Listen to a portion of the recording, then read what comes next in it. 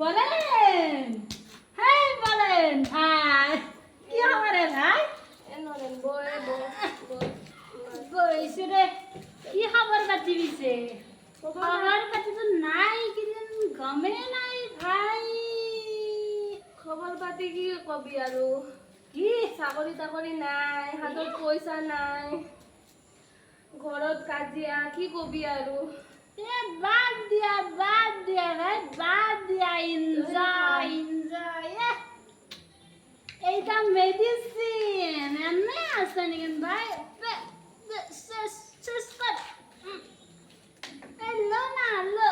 আরে দুই পেক মারি দি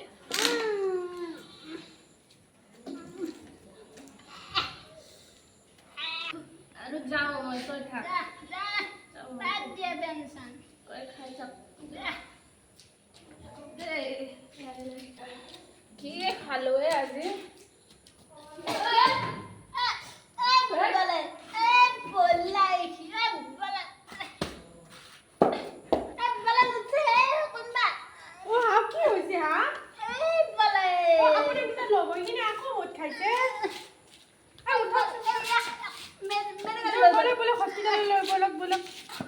বলেন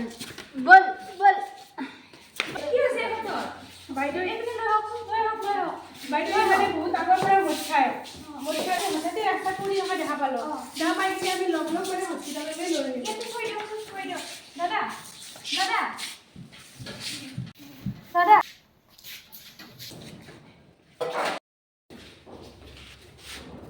কি হৈছে ভিতৰ বাইদেউ পেচেণ্টটো অভাৰড্ৰিংক কৰি ৰাস্তাৰ ওচৰত পৰি আছিল বোলে চাওঁ দাদা এখেতৰ ওচৰত খাই অৱস্থাই নাই টেষ্টখিনি লগোৱাচোন অঁ বাইদেউ হ'ব দিয়ক পিটো কিমান আছে 145 বা 100 আৰু চুগাৰটো কম আছে এটা কাম কৰা আৰু ডিএনএছ এটা লগাই দিয়া অঁ হ'ব দিয়ক আৰু পেচেণ্টৰ এটেণ্ডেণ্টক মাতি দিয়াচোন আপোনাক এটা বেজি দিম দেই ৰ'ব লছ নকৰিব হৈ গ'ল অলপ টাইম হৈ গ'ল অঁ এটেণ্ডেণ্ট কোন হয় বাইদেউ মাতিছে একো নহয় কি হ'ল পেচেণ্টটো বহুত অভাৰড্ৰিংকাৰ হয় মদ খাই কিনে আৰু বহুত ইপিনে টেনশ্যনতো থাকে হ'লে মানে ৰাস্তাত পৰি গৈছে পৰি যাওঁতে ময়ো দেখা পাই হস্পিটাললৈ লৈ আহিলোঁ এতিয়াতো তেখেতৰ প্ৰেছাৰটো বহুত আছে নে মেডিচিন ইউজ কৰে নে মইতো নাজানিম এখেত মানে ঘনীয়ে কৰে এখেতে অলপ জানিব আগতে লৈছিলে মই কেইটামান টেষ্ট লিখি দিছোঁ সেইকেইটা কৰক আৰু কৰি কিনে ৰিপৰ্টখিনি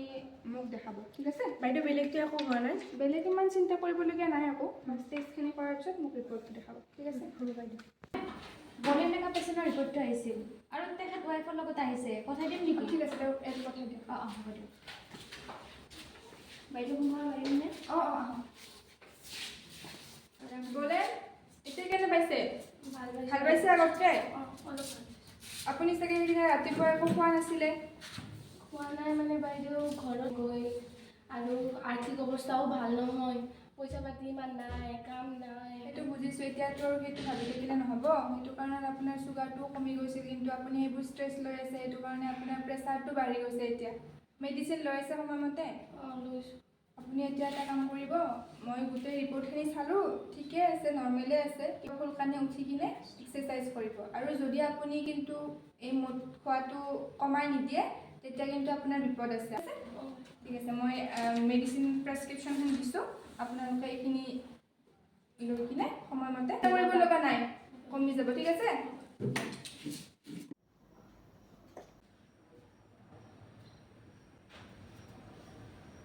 ঘামখিনি মুচি লওকচোন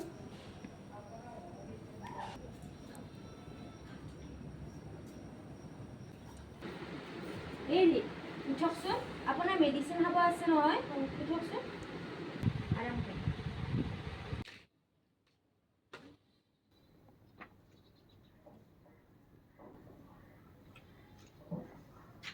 এতিয়া আপুনি শুই দিয়ক অলপ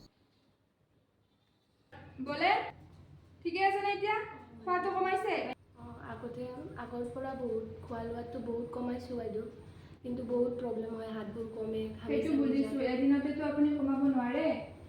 লাহে লাহে আপুনি অভ্যাসটো চেঞ্জ কৰক নিয়মিত এক্সাৰচাইজ কৰক মেডিচিন লওক তাৰপিছত চব ঠিক হৈ যাব ঠিক আছে ইমান চিন্তা কৰিবলগীয়া নাই ৰিপৰ্ট চব নৰ্মেল আছে আগতকৈ প্ৰেছাৰটো অলপ কমিছে বাকী মেডিচিন লৈ থাকক ঠিক আছে হ'ব